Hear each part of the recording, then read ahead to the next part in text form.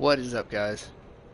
My name is Glenn, codename Road Dog, and this is the Star Wars Battlefront 2 beta that was released, um, excuse me, yesterday was the first day that people who pre-ordered the game could play it. This is the second day, the last day for the pre-orders exclusivity for people who pre-ordered it to be able to play it. Now they're still going to have the open beta go through Monday, through Columbus Day, um, so that people can get onto here, find out exactly what DICE, what EA has been up to um, in terms of upgrading and bringing us this awesome sequel that is Star Wars Battlefront 2.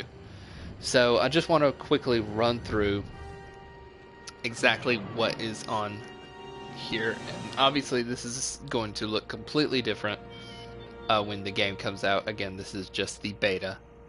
But as you can see, they've overhauled kind of the screen a little bit. The original one kind of had a white background where you would see like the little icons of the ships. Occasionally you would see R2-D2, C-3PO.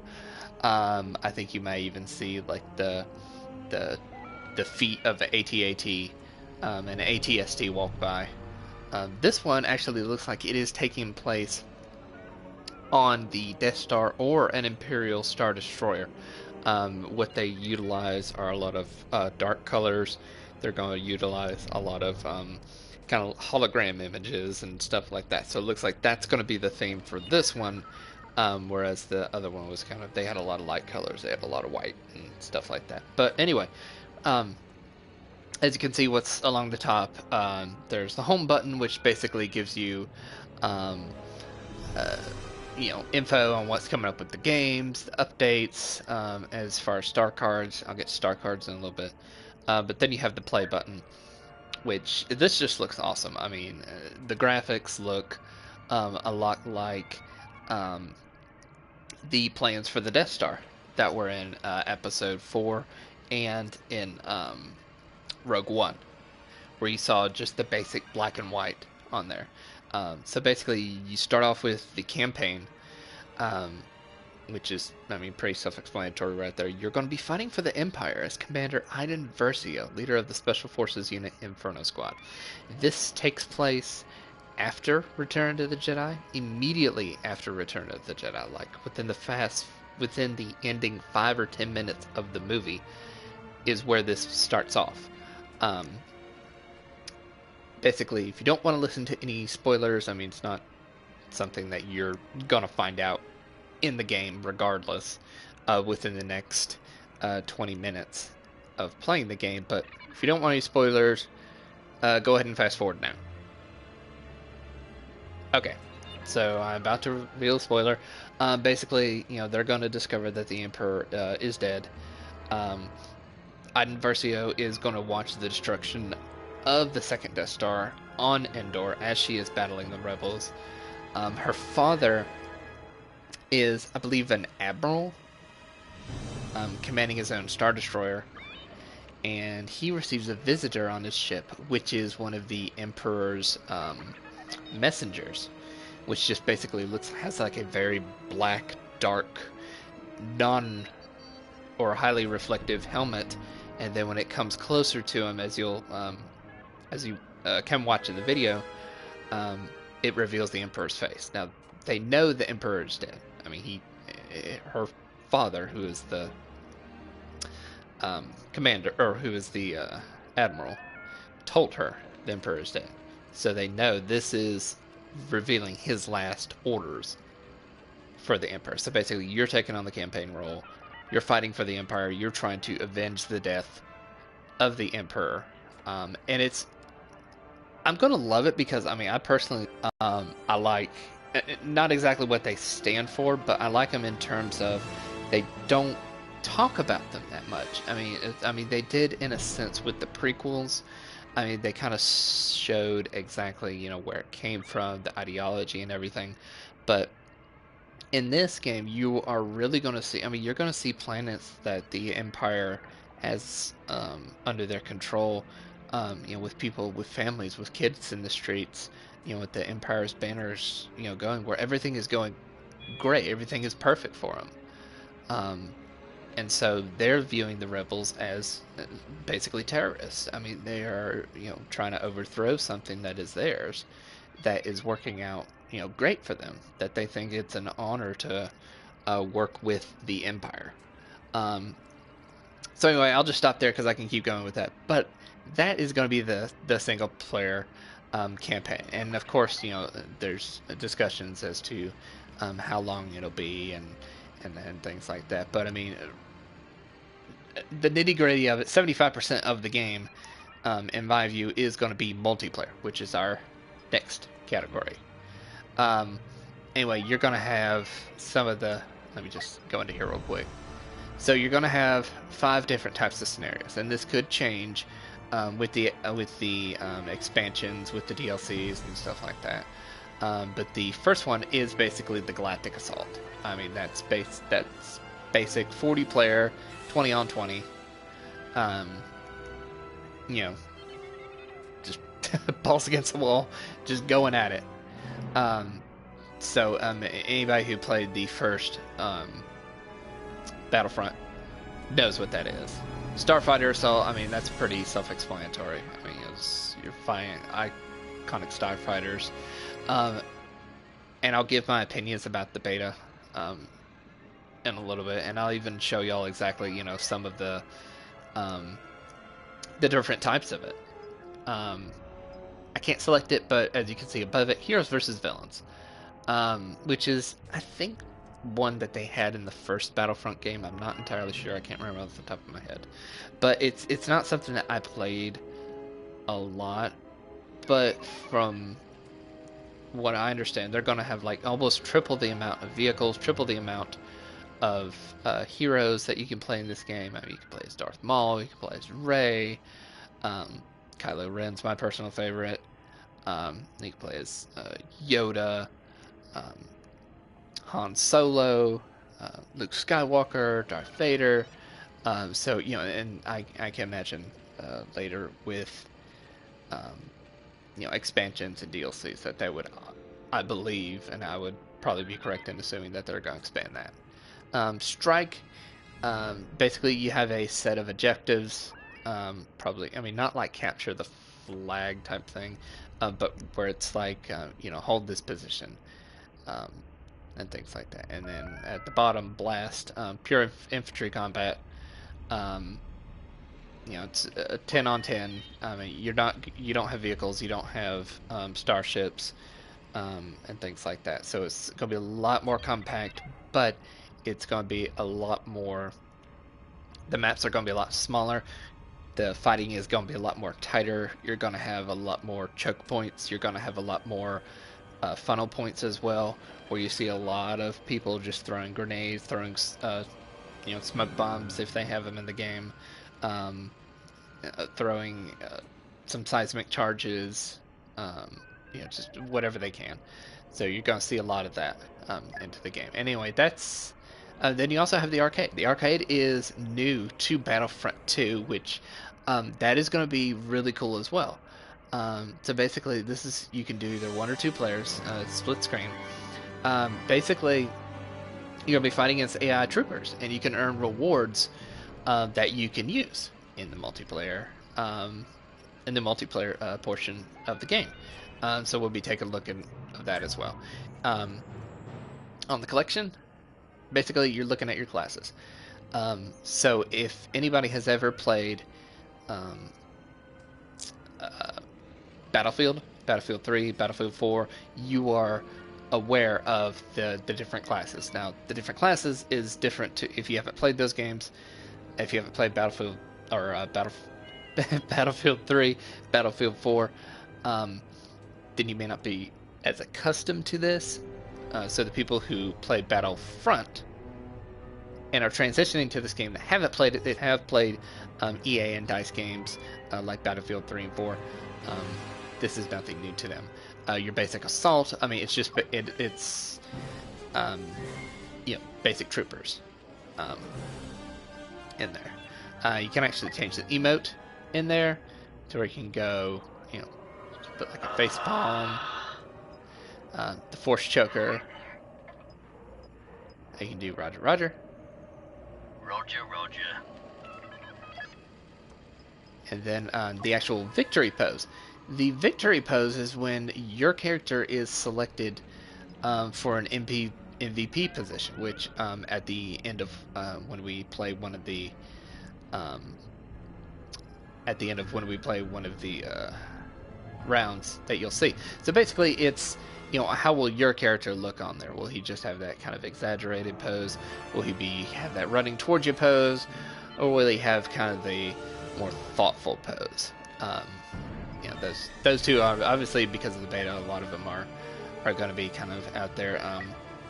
The weapons, I assume that the weapons are going to be expanded with the beta. You can basically just use the basic weapon, which is the DC-15A, the basic standard issue blaster rifle. But what's cool is when you choose the next one, it shows you the difference. I mean, in terms of how much more as opposed to what you already have equipped. So you look at the cooling power of this one. It's 5 out of 9. On the rate of fire, it's 4 out of 9. On the damage, it's 6 out of 9. So you look at this. I mean, it will increase the cooling power of it. It will significantly lower the range. It will heavily increase the rate of fire, and then it'll bring down the damage. So basically, extreme rate of fire. So basically, you're looking at close quarters combat. That would probably be a good weapon to have. This one, again, just a basic weapon, standard issue weapon, nothing too big.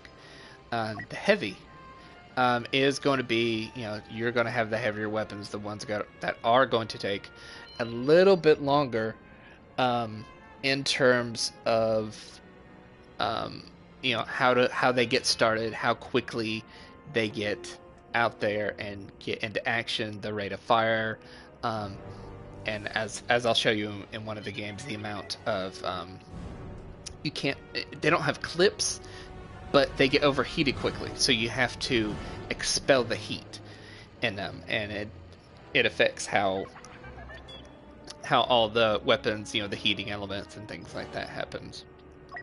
So as you can see, I have the secondary weapon equipped, whereas if I had the first weapon equipped, it would give me a little bit better rate of fire, not as much range. Damage will kind of be cut down, the cooling power will stay the same. But anyway, this one's really good, as you'll see once I get started there. That's going to be good. The officer class, haven't played too much with him yet. The officer, basically, he can go out there, he can use a flash grenade, he can issue commands for the field, he can basically provide support. The one thing I do like, he can throw out the blaster turret, so that's really good if you're trying to either hold an objective, or if you have like the security doors of the Palace of Naboo that you're going to see when we actually start playing one of the betas in a little bit. You throw one or two of those down, and those are basically going to take the place of people. Those are going to be really good, to defend things and things like that. His weapons are not going to be as powerful as any of the others. I mean, you can look right here. I mean, the damage is 3 on this one. You have the 2 blast burst mode on this type of weapon, but it takes the damage down to 2. The rate of fire will increase a little bit. The cooling power, you're gonna be able to get off a couple more shots. But he's going to basically, like, if anybody has played Battlefield 3, Battlefield 4, this is basically going to be like the medic class. The specialist, if anybody's played Battlefront or Battlefield 3 and 4, this is basically going to be like your sniper class, your long distance type of weapon. You look at the Falcon 38X, 1 or 2 shots and you're going to have to expel that heat in it. But the range is absolutely, awesome. Rate of fire, I mean, it's a high power rifle weapon. So I mean, the rate of fire is going to be, it's going to be a toss up. The damage, obviously, with these type of weapons is going to be very, very good. And of course, you got the shock grenade on there, the thermal binoculars where you can actually look behind buildings and see where people are, and the infiltration as well, where we'll explain that a little bit better. And then these are some of the things that you can actually call in. One of the enforcers as well. It's a first order flame trooper. Everybody pretty much got a good view of them in The Force Awakens at the beginning, when Kylo Ren and Captain Phasma come down to the planet um, that Poe Dameron was on when he got the location for Luke Skywalker. When they ended up killing everybody there and burning the village, you got a good view of them. Um, these are going to be special characters that once you actually get some points during the round, that you can actually call in and use. The aerial, the jump pack, the jetpack. The jetpack boost gives you a quick boost in the air. Jetpack dash just does quickly like a quick dash forward, and the rocket launcher is um, the gunship. You see these gunships in episode 2 and 3, more so in episode 2, when you actually near the end of the movie, when they're actually trying to rescue Anakin Skywalker and Padme from the arena. You see a lot more of those when you see Count Dooku's forces. What you'll basically do is you'll be taking in one of those little round sphere areas. You're going to be in there kind of shooting the laser and things like that. If you hit the left bumper, that'll help repair your ship. You got the heat sink also, and then you have the missile guidance disruptor, to where if you have some aircraft that are in the air, that they will definitely try to lock on to you with some missiles. Use the missile guidance disruptor, and then that will definitely help with that. The ground vehicle, I haven't played with this one too much, mainly because when I was playing last night with my friend, we were just kind of getting used to it. I wasn't exactly trying to save up my points, which I'll explain a little bit later. But I mean, this is pretty much your ATSD walker, I believe. So anyway, you got the motion scan, you got the repair, you got the ion charge, which is basically, it would be good if you have a bigger vehicle out there. It disrupts the shields, so that's good. You have the interceptor class vehicles, which do the afterburner, which make you go faster. The heat sink, which allows your weapons, you can use your weapons a little bit longer, and of course the laser barrage. Bombers. Astromech repair, which is repair. You have the dual proton torpedoes and the ion cannon turrets, which help to bring down the bigger ships, bigger vehicles, and stuff like that. Fighters are just your basic run-of-the-mill X-Wing and TIE fighters. You got the afterburner, the go quicker, laser barrage, and then the proton torpedo. And that's pretty much it. With the heroes that they have up here, the heroes that are basically in the game, you have Boba Fett, which he has a concussion rocket for the hunt, which is a very interesting one. What it does is it locks onto a player in front of you and shows him as like a bright green kind of lock onto it. I don't know if I'll have the points to show you Boba Fett on there though. And of course the rocket barrage, that's pretty self-explanatory as well. On Solo, you're going to have the shoulder charge, which if you've seen a couple of the trailers, that's explained it to it. Sharpshooter, which just means that your shots will have more power to it. And the detonate the charge, which, the charges, that's basically a reference to the Return of the Jedi. And one of my favorite characters in here that I'm very excited about is Darth Maul. The Furious Throw basically is, he throws his double lightsaber, the chokehold, and then the spin attack. I mean, these are all self-explanatory. If you're any type of Star Wars fan, you know what these abilities can do. And then Rey, which as a pre-order on here, I managed to change her appearance. Now the appearance in this one is the Jedi training that she is actually going to have in Episode 8, the Last Jedi. But if you're Um, if you didn't have that, then you would just basically have the Scavenger, which is from Episode 7, The Force Awakens. But I think she looks a lot more badass. Um, the Jedi training, she looks a lot more confident in this one, so I'm going to keep her with that. This one, the Dash Strike, is just pretty much, you're going quick with that. The Insight, I really don't know what that one does. I think it basically kind of like almost like a flashbang type thing to them. Again, I have not dealt with Rey that much in here, but hopefully soon. Then you have the Poe Dameron's X-wing with BB-8 as his partner. And then you see, obviously, you see the different color schemes that his has versus the others. Um, this was seen in Star Wars: The Force Awakens. Most memorably, the scene when you find out that he's alive. When they are fighting at Maz Kanata's palace, you see he leads a bunch of X-wings to try and attack Kylo Ren's forces there. Then Boba Fett, Slave One, the best one in this, without a doubt, the seismic charge. If you remember from Star Wars Episode 2, Attack of the Clones, when he was flying around trying to catch Obi-Wan Kenobi and the Jedi Starfighter in the asteroid belt, he would throw out seismic charges. Everything gets quiet, and then you hear a boom. And then anybody that has ever seen that work, the amount of bass, I mean, everything is absolutely perfect. That is one of the most badass ship weapons in the game. So, I mean, anybody that gets Slave 1, I mean, it is a rush. It is a run to try and go out there, get as many points, and then get Slave 1 on there. And then you have Darth Maul's Scimitar, which is very, very cool. It was not shown that much in Episode 1, The Phantom Menace.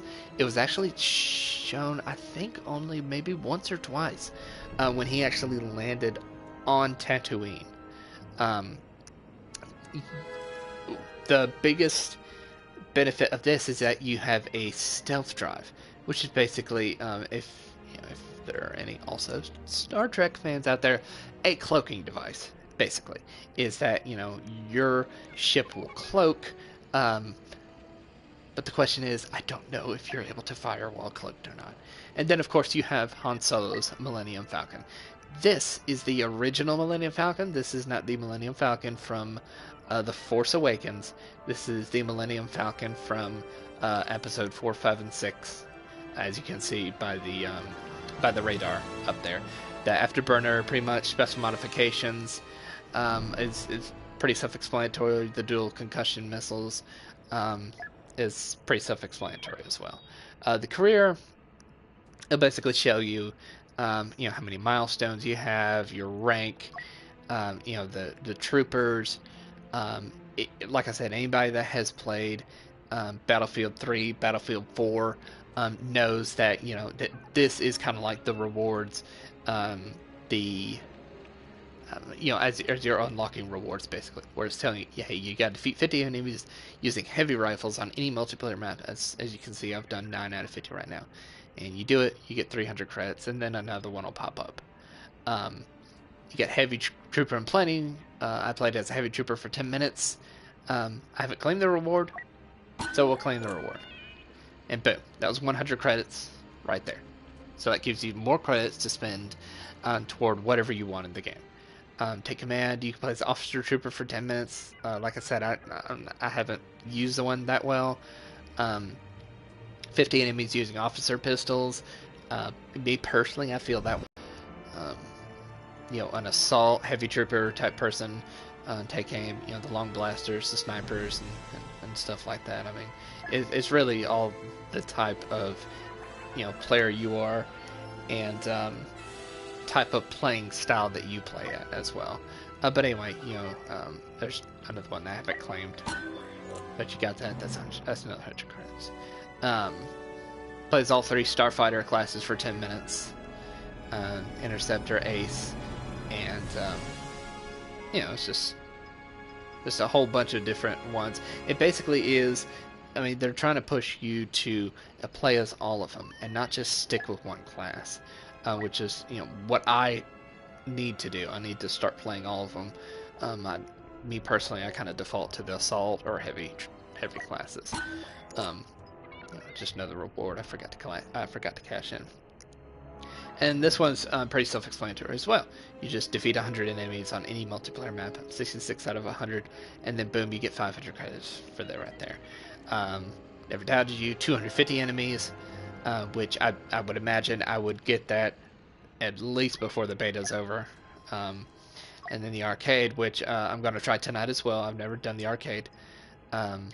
So we'll do that. And then, of course, the options, I mean, like I said, anybody that has ever seen the Death Star plan footage from Rogue One and Episode 4, A New Hope, they pretty much almost did it exactly spot on. I mean, kudos to the team. I mean, it's very simplistic, but it's Star Wars. I mean, you can tell exactly it's Star Wars. You can manage your EA account, the audio, the video, the controls, the gameplay, and everything. And of course, 3 days early access if you get the Deluxe Edition, which is what I'm going to get. I'm going to get the Elite Trooper Deluxe Edition. I would recommend everybody going to get that. Just me personally. And of course, if you pre-order it, you get Yoda's Lightsaber Mastery. But what we also get is the Last Jedi characters, or skins for your characters. The one I showed you for Rey earlier, where she was a Jedi in training. You get that as well. And then you also get another one for Kylo Ren. The one for Kylo Ren is going to be him without the helmet. He's going to have the scar over his right eye from when Rey just absolutely, smacked the shit out of him, almost. But he's gonna be a lot more dark. He's gonna be a lot more not emotional type look to it. But anyway, he's gonna have a basic skin to it. So that's basically what the menu system of it looks like. Now, when you start to get crates, which is basically like your briefcases and stuff like that. Anybody that has either played Call of Duty or Battlefield, your crates, your loot boxes, or anything like that. I mean, these are pretty self-explanatory. I have one unopened loot crate. We're going to open it right now, and I'll kind of walk you through as to what those are. So basically, it's got your daily crate. Basically, you log in, you get your daily crate. Pretty simple. Don't know whether it's going to transition into the actual game or not. But we'll see. Then once you actually get enough points, you can get a Starfighter crate, a Trooper crate, or an Allegiance crate. Basically, you get a guaranteed Trooper, Hero card, and 2 other mystery items. It's not going to be as much as a Trooper crate or a Starfighter crate. The Allegiance crate costs about 1,000 credits. Starfighter and Trooper cost about 1,100. As you can see, I got 1,100 credits right now. Don't kind of want to spend them on a Starfighter, and I'll explain that in another video, because I'm going to end this one, and then I'm going to have separate videos for the different types of gaming on there. So Starfighter, I'm probably not going to use this one a whole lot, and I'll explain it in that video. Trooper crate, those 1 guaranteed Trooper card and 2 other mystery items. So I'm going to go ahead and open the daily crate so people can actually see what it looks like. And it's actually a pretty good animation on it. I like it.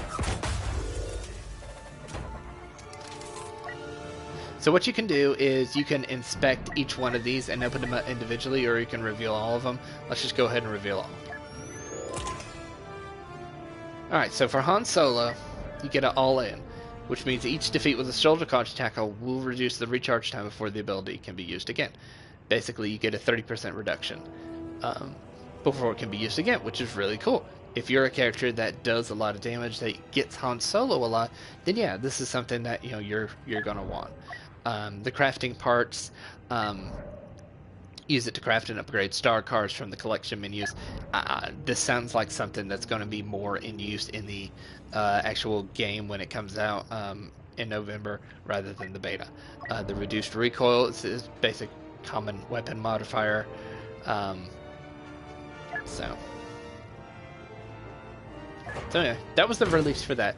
I'm going to go ahead and get the Trooper Crate and go ahead and spin my crates for that.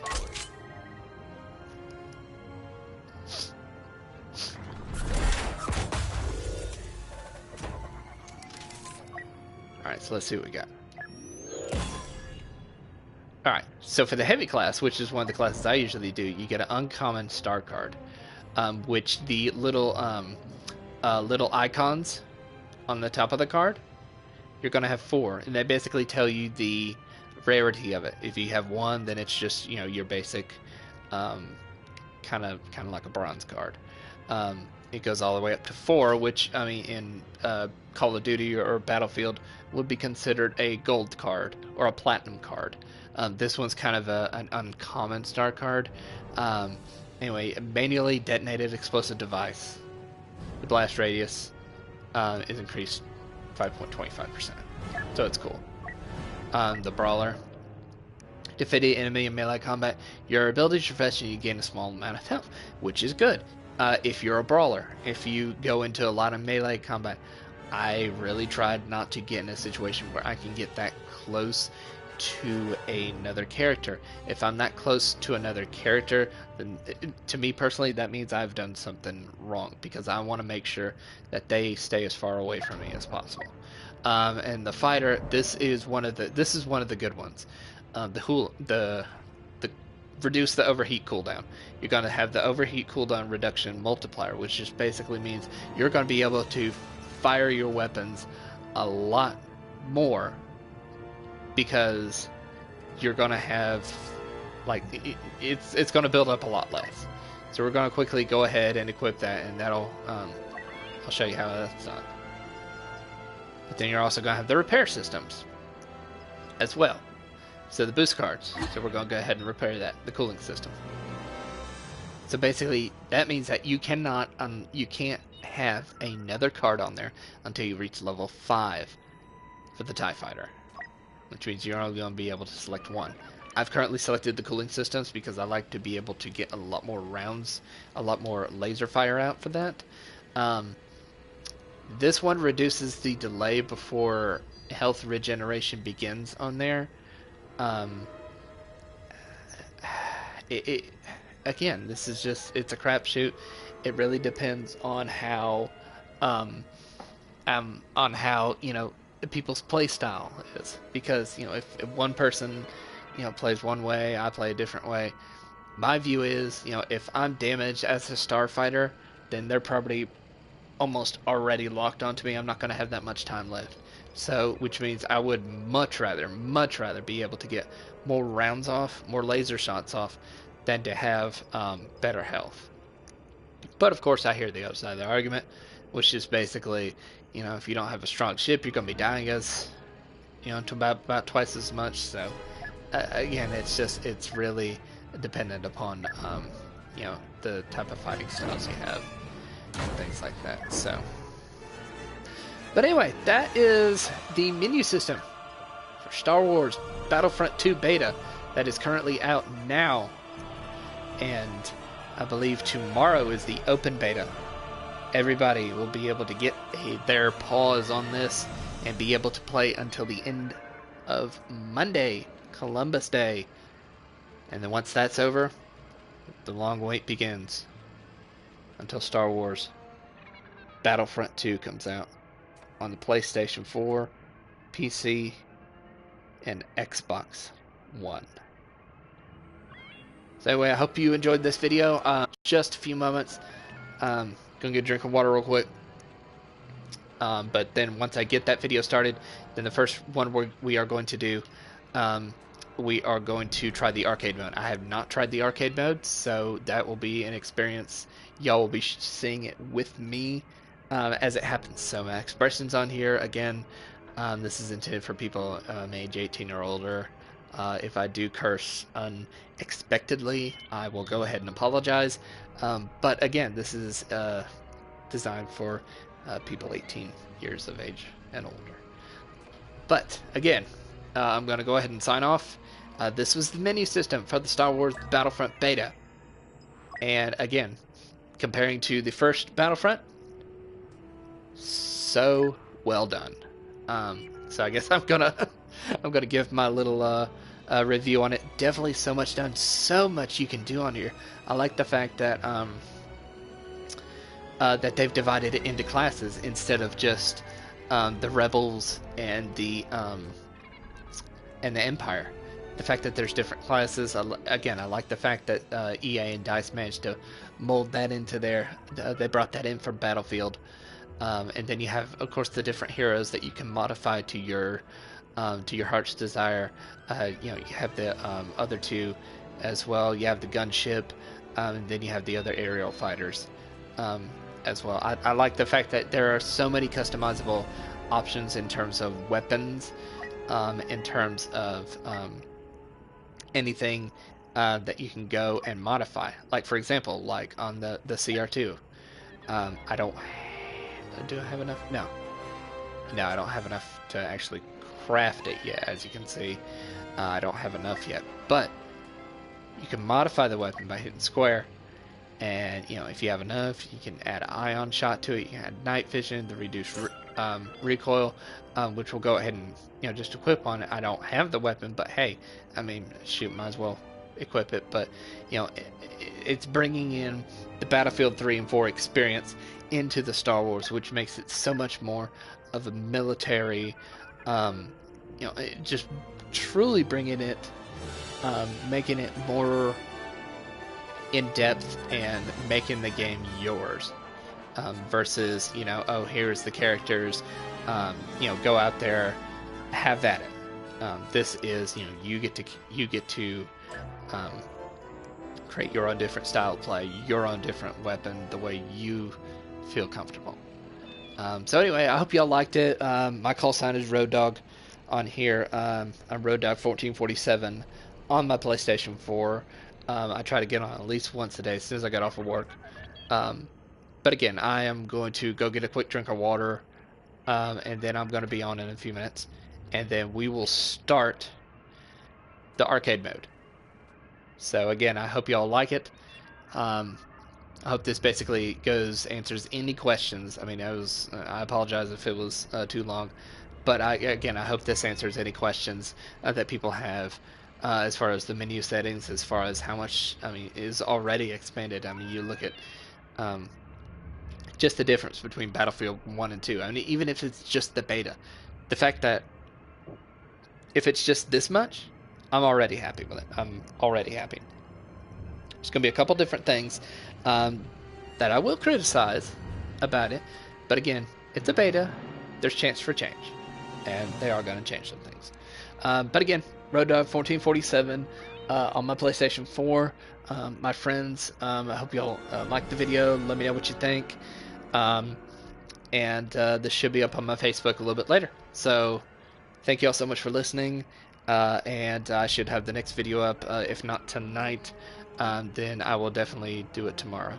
Alright, thank y'all so much, and happy gaming.